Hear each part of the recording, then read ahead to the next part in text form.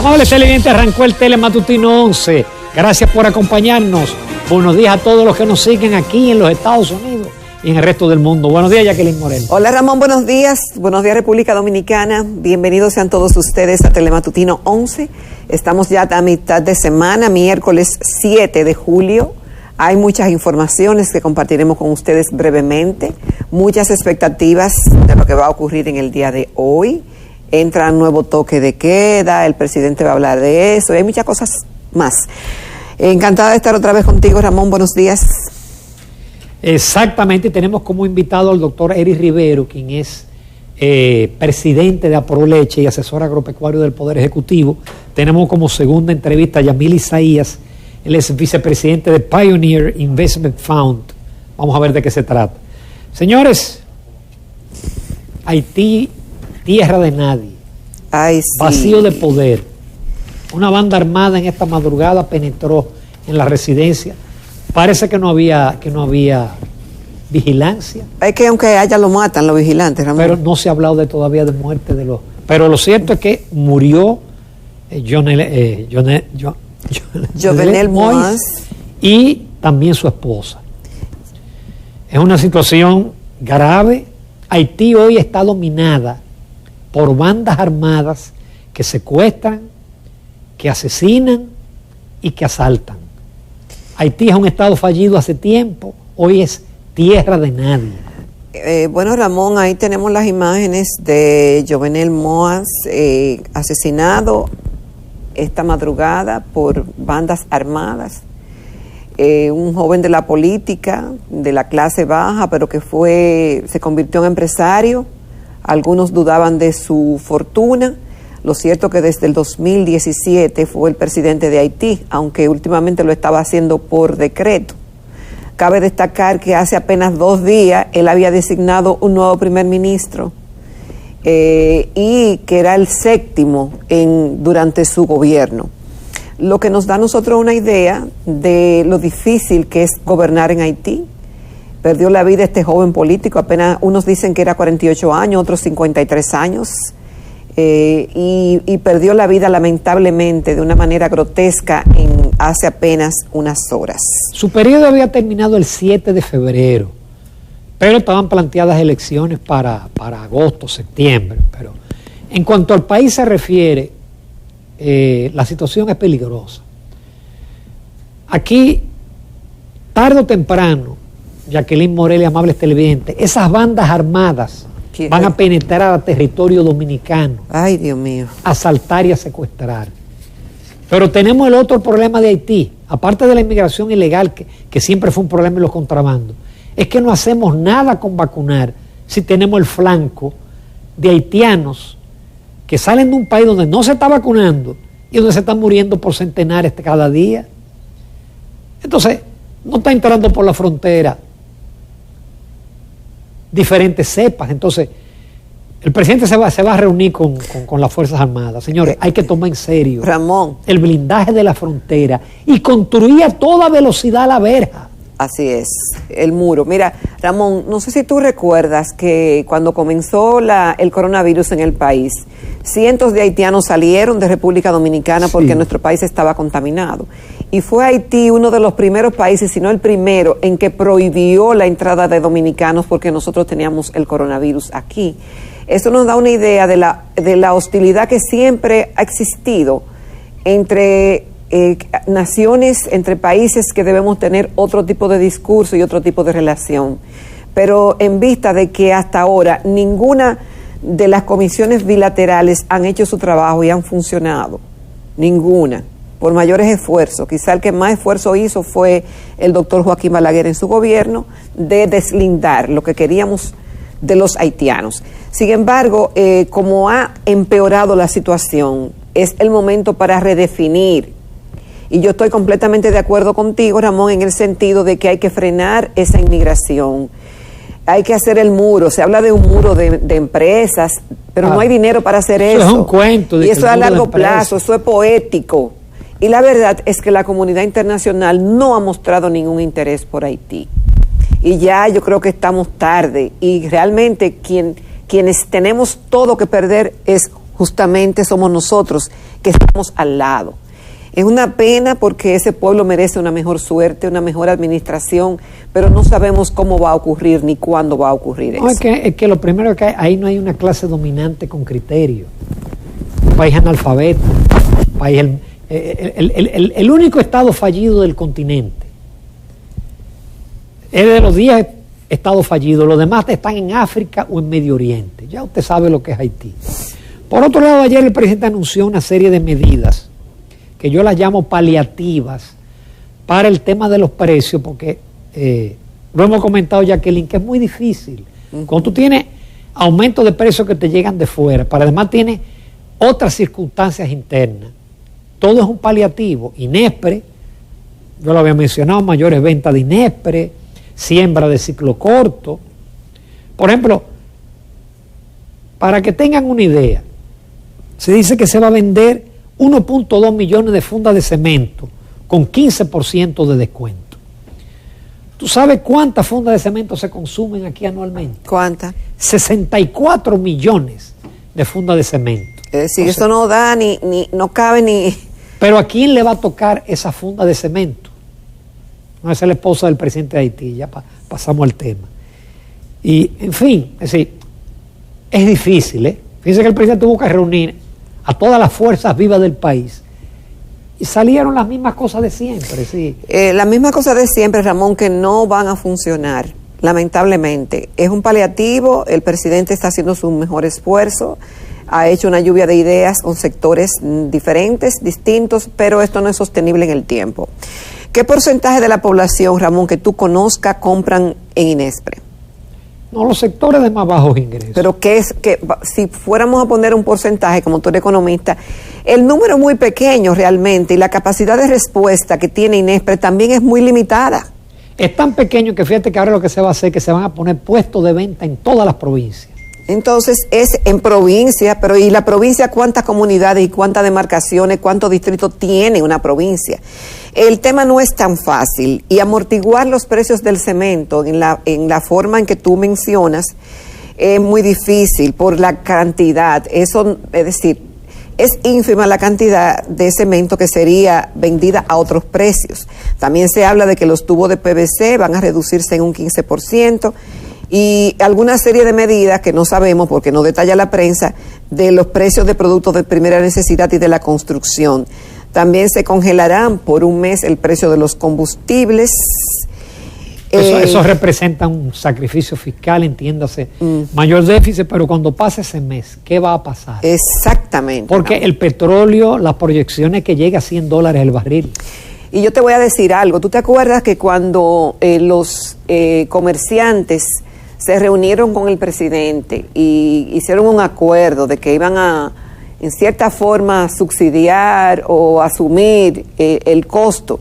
Pero dijimos aquí en el programa que eso pudo hacerse o se hizo quizá por unas cuantas semanas. Pero si que eso era en el tiempo. Si se hizo, Jacqueline. Si es que se hizo, pero eso era insostenible en el tiempo, porque no es verdad que un empresario compre un producto a determinado X cantidad y que vaya a perder en esa venta. Eso no es así. También el presidente habló de la necesidad de aumentar el salario lo más pronto posible. El tema es que hay muchas empresas que están paralizadas, Ramón, todavía, y que tienen a la mitad de los empleados, muchas han cerrado, muchas han quebrado y otras están luchando por no quebrar. Es decir, que ese tema del salario también traerá consigo otras discusiones y ver quiénes califican para el aumento, aunque sea el salario mínimo, y cuáles no.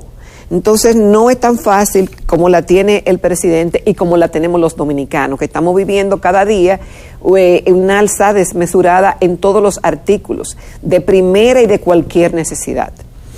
Eso, y se va a mantener en el tiempo. Los que dicen que eso es un fenómeno momentáneo, no, es que en la medida que la economía mundial se recupera, aumenta la demanda, y tú tienes casos, por ejemplo, un contenedor de China costaba 2.500 pesos y ahora cuesta 12.000, 13.000 pesos. Ahora, Ramón, tú me mostraste, creo que hace una semana, algo más de una semana, un cuadro de cómo, de cuál era el comportamiento de la inflación y de los precios. Y ni qué decir de los préstamos, porque eso es otra cosa. en otros países similares al nuestro. Por lo tanto, cabe sacar la conclusión de que además de los factores externos que pudieran estar afectando los precios o que están afectando los precios, hay factores internos que todavía no están identificados claramente. No, hay algunos que sí, Jacqueline, hay un exceso de liquidez en la economía. Hay un exceso de liquidez. Y ese exceso de liquidez te presiona los precios. Por otro lado, el presidente va a hablar hoy. El presidente está sometido a muchas presiones. Hay ya incluso manifestaciones públicas pidiendo ya que cese el toque de queda. Mire, hablar de un desescalamiento total, aunque sea de manera gradual, es peligroso.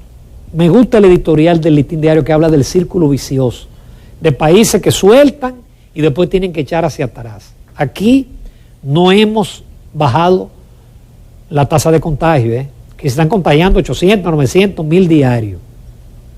Es verdad que tenemos una baja letalidad. Apenas hemos vacunado el 50% en una primera vacuna de los 8 millones. Y con 2 vacunas. De los 8 millones de metas, Ramón. De los 8 millones de metas. Pero también en 2 vacunas solamente tenemos 2 millones y pico, que es el 25%. Pero todavía con el agravante de que las 2 vacunas, independiente de la marca, no garantizan nada. En Israel, con 2 vacunas Pfizer, hay problemas. Entonces, yo veo el panorama todavía muy agravado como para que aquí alegremente estemos hablando de que se abre el espectáculo, de que ya no haya toque de queda, de que rumba. Fiesta y mañana gallo. Ramón, el tema del presidente es que él quiere complacer a todo el mundo. Y eso no es difícil. Nosotros tuvimos en el programa la semana pasada al doctor José Sillier, prestigioso neurólogo dominicano, y cuando le preguntaba del toque de queda, y él dice, si por mí fuera de 24 horas. Fíjate que el colegio médico tiene su preocupación, y también los que están en el área de la salud, porque es que poco se conoce, nadie puede saber lo que va a pasar mañana con el virus, porque es desconocido y es desconcertante, es traicionero, y no sabemos. Yo sé las presiones del presidente, yo quisiera que no tuviéramos esto que queda odioso, y todo el mundo quiere. Ahora vamos a condicionarlo, Ramón, como dice en Santiago el alcalde, de que, bueno, si tienen más de un 70% vacunado con las 2 dosis, yo digo, le agrego, vamos a ver si se puede abrir. Pero se están muriendo personas con las 2 dosis. Y otra cosa que no se ha dicho aquí, es que el 70% era la meta en países que se han vacunado con la Pfizer, pero en países como el nuestro, que la mayoría de los que se han vacunado han sido con la vacuna china Sinovac, la recomendación científica internacional dice que no es un 70% de la población, sino un 90%, y eso no se ha dicho. Entonces, el presidente la tiene muy fuerte, muy dura, pero no pueden estar cambiando de que hoy digan una cosa y mañana digan otra. Los números son lo que hablan, el número de vacunados, el número de contagiados, el número de camas, eso es lo que te dice si estamos siendo efectivos o no. Y la efectividad no solamente depende de una gestión, es que el virus es desconcertante y no sabemos. Entonces hay que tener mucho cuidado y revisar bien lo que se va a anunciar y lo que se va a hacer. El virus todavía se conoce tan poco que ya la Pfizer reconoció que en 6 meses será necesaria una tercera dosis. La Pfizer, que es hasta ahora la más efectiva. Entonces, ¿cuántas vacunas vamos a necesitar para erradicar el virus? Es que no se sabe, Ramón. 2 vacunas al año. No, pero es que no sabemos si va a ser anual, no sabemos cuándo va a ser, ni cómo es, si es como la de la influenza, que es anual, porque hay gente que cree, Ramón, que porque tiene la vacuna puesta ya eso lo exime, y que eso es para toda la vida. No, señores, no es así, nadie puede decir que es así. Tampoco podemos saber los efectos a largo plazo de la vacuna, pero es lo único que hay. Ese es otro problema. Tenemos que vacunarnos y olvidarnos de los efectos a largo plazo. Así es. En el largo plazo, alguien decía que vamos a estar todos muertos. Entonces no hay que mortificarse por el largo plazo.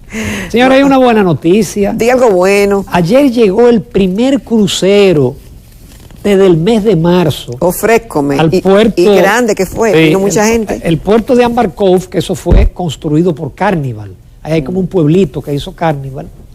La industria del crucero ha sido la más afectada de todas las industrias. En algún momento los barcos los estaban desarmándolo para venderlo por pieza. Bueno, pues llegaron ahí 3.974 pasajeros. Todo eso es consecuencia de que en Estados Unidos ha bajado la tasa de infección. Yo estuve la semana pasada en Houston y me preocupó ver que nadie usa mascarilla, que los restaurantes están llenos, solamente se usa mascarilla en el aeropuerto y en los aviones, pero que sigan llegando turistas. Se habla ya de 4 millones, eso es un número muy bueno en esta situación. Ya debíamos de estar por los 7 millones de no haber ocurrido la pandemia, pero si llegamos a 4 millones, como dice el ministro de Turismo, hay que darle gracias al Señor. Bueno. Y a las remesas. Sí, Ramón, y finalmente, presidente, obliga a la gente a que se vacunen. Si queremos que no haya toque de queda, vacúnese con 2 dosis. Y si es necesaria la tercera, con 3. Pero emplácelo. ¿Quieren estar afuera? Vamos a vacunarnos todos. A mí la doctora Evangelina Soler casi me convenció de ponerme la tercera dosis. Bueno. A pesar de que a mí no me ha dado, parece que mis anticuerpos no te dé. Han funcionado. Ramón, pero mira, el problema de ahora es que los casos son más graves. Yo tengo un caso de un cuñado de la persona del servicio en mi casa que él se negó a vacunarse. Se negó a vacunarse. Toda la familia se vacunó. En 5 días se lo llevó. Porque el problema de las nuevas cepas es que antes era al 5.º día o al 6.º día que tú tenías los problemas pulmonares. Ahora tú lo tienes a las 24 horas. Así es. Entonces, mira, Ramón, y justamente está de luto la clase periodística, la radio en la República Dominicana. Una pena tremenda, por lo menos de mi parte, siento por el fallecimiento de Willy Rodríguez, quien fue el director de la famosa emisora radial La Z101. Se le llamaba como la leyenda y justamente el COVID, caramba, acabó con su vida. Desde aquí nuestro pésame, nuestro sentimiento para toda su familia y relacionados. También había sido vacunado en 2 dosis. Dios mío. Pero hay que vacunarse como quiera. Nos acompaña en la entrevista el doctor Eric Rivero, presidente de Aproleche y asesor agropecuario del Poder Ejecutivo.